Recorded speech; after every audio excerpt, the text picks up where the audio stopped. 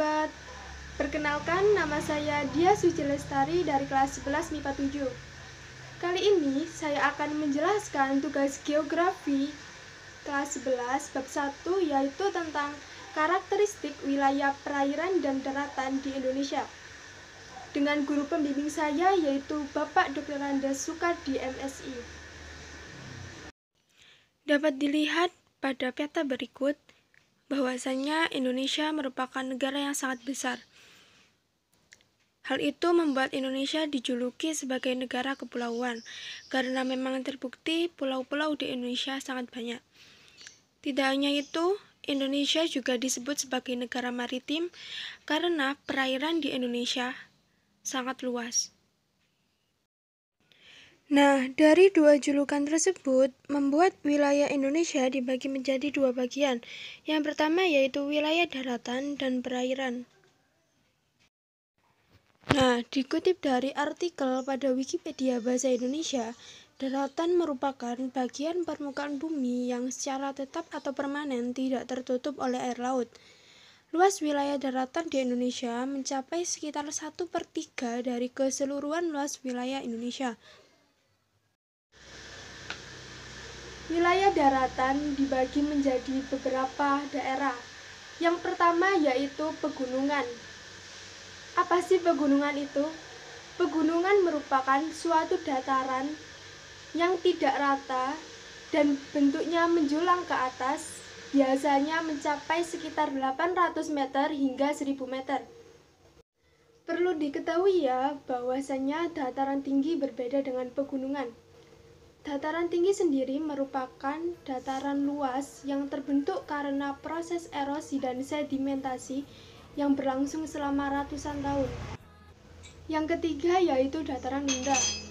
Berbeda dengan dataran tinggi, dataran rendah yaitu sebuah dataran yang memiliki ketinggian biasanya 200 meter hingga 300 meter. Dataran rendah biasanya dimanfaatkan sebagai tempat pemukiman. Yang keempat yaitu lembah.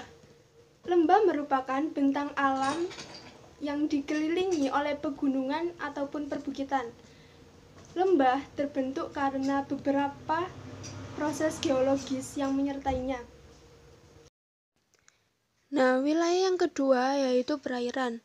Dikutip dari artikel Wikipedia Bahasa Indonesia, definisi dari perairan adalah suatu kumpulan massa air pada suatu wilayah tertentu, baik yang bersifat dinamis, bergerak mengalir, maupun statis, yang tergenang. Luas wilayah perairan di Indonesia mencapai sekitar 2/3 dari keseluruhan luas wilayah Indonesia.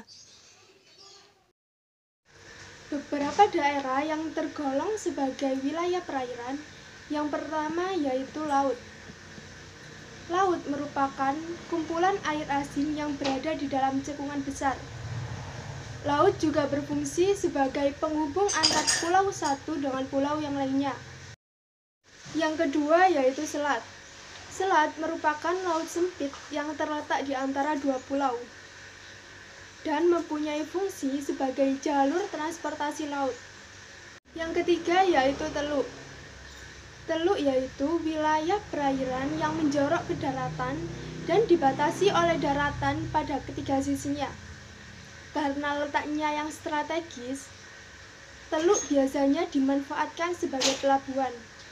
Yang keempat yaitu danau. Danau merupakan sebuah daratan cekung yang digenangi oleh air. Air yang menggenangi danau bisa berasal dari mana saja, mulai dari air tanah, air hujan, ataupun air sungai. Yang kelima yaitu sungai. Sungai merupakan aliran yang memanjang dan mengalir secara terus-menerus dari hulu sampai ke hilir.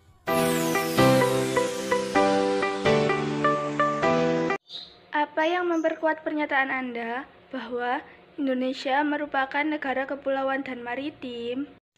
Yang memperkuat pernyataan saya bahwasanya negara Indonesia merupakan negara kepulauan yaitu tercantum pada pasal 25A yang isinya Negara Kesatuan Republik Indonesia adalah sebuah negara kepulauan yang berciri Nusantara dengan wilayah dan batas-batas dan hak-haknya ditetapkan dengan undang-undang. Selain tercantum pada UUD 1945, penetapan Indonesia sebagai negara kepulauan sekaligus negara maritim juga tertuang pada United Nations Convention on the Law of the Sea tahun 1982 yang disebut prinsip negara kepulauan. Apa aja sih syarat sebuah daerah bisa disebut dataran tinggi? Syarat suatu daerah disebut sebagai dataran tinggi yaitu memiliki ketinggian minimal 700 meter. Sebagai generasi muda penerus bangsa, kita patut menjaga kelestarian alam Indonesia dan memanfaatkan sumber daya alam yang ada dengan sebaik-baiknya. Sekian penjelasan mengenai karakteristik wilayah perairan dan daratan di Indonesia. Kurang lebihnya saya mohon maaf. Sampai jumpa.